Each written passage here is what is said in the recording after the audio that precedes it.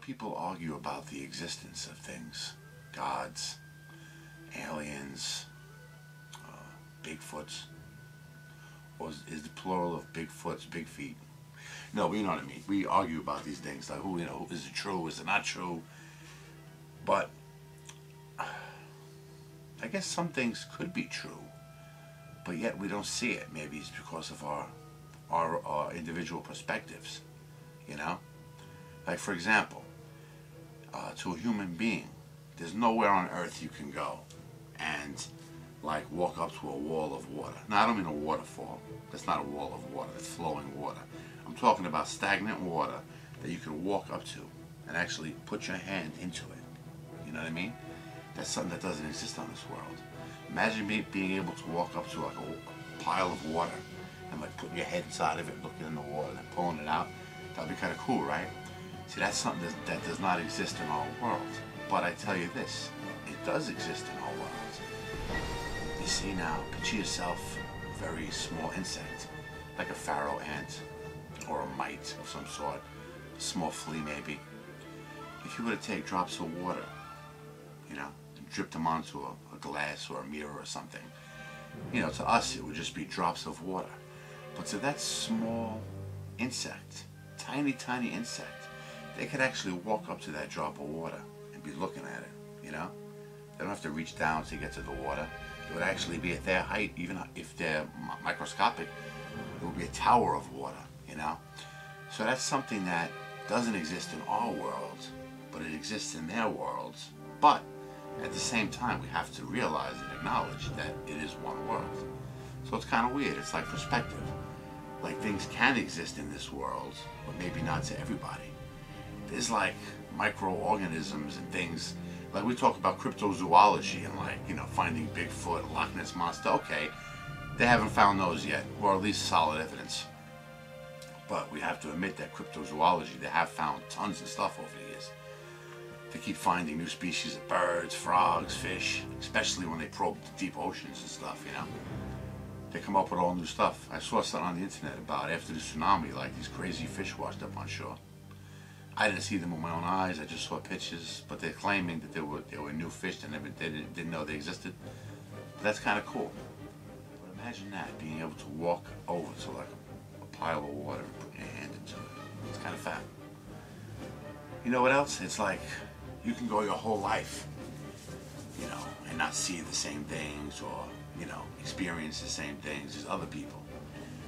Like me, for example, I have one thing that I experienced in my life that I would bet my bottom dollar on it that maybe 1% of you out there will hear this in your lifetime.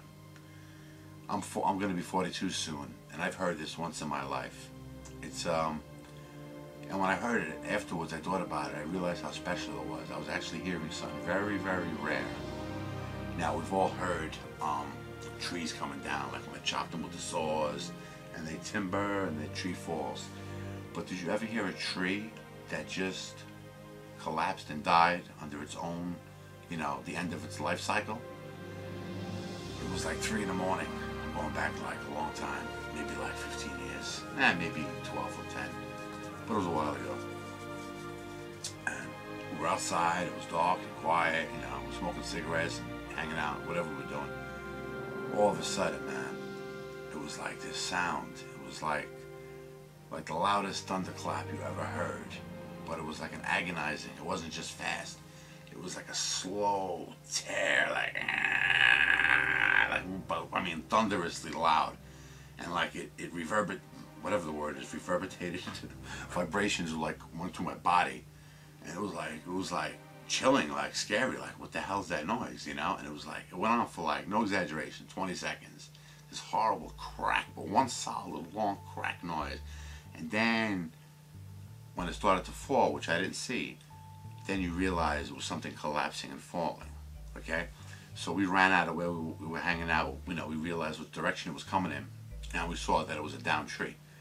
And it was weird too, like when you cut a tree, it's nice and flat, but this was all jagged, like the stump, and it wasn't like, it was like just like this. It was all jagged pieces, like it just died and cracked for whatever reason. People were coming out of the houses. That's how loud this thing was.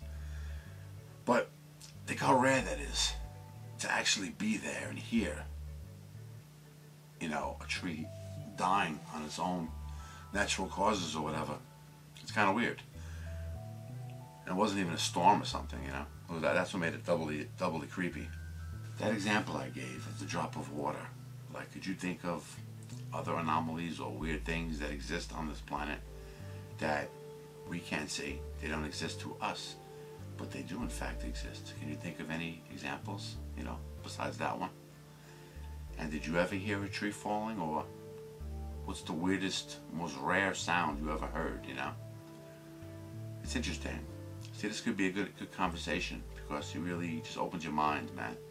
Not just what you see, what you hear. Not just what you imagine, but what you experience, you know?